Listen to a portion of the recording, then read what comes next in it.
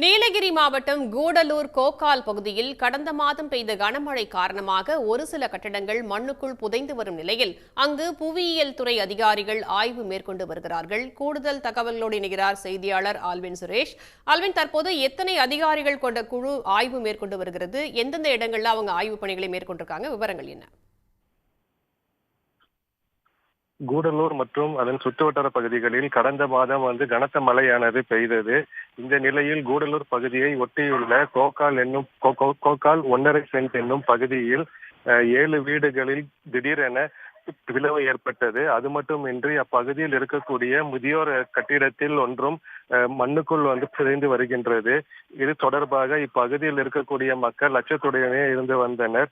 தற்பொழுது இந்த பகுதியில் இந்திய புவியியல் மூத்த வல்லுநர்கள் 2 பேர் இப்ப இந்த பகுதியில் தற்பொழுது ஆய்வு மேற்கொண்டு வருகின்றனர்.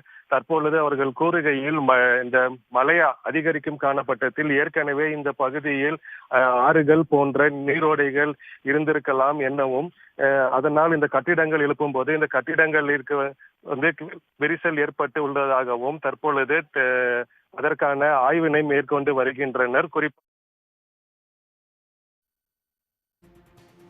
தகவல்களுக்கு நன்றி ஆல்வின். சன் நியூஸ் வாட்ஸ்அப் சேனலை ஃபாலோ செய்யுங்கள்.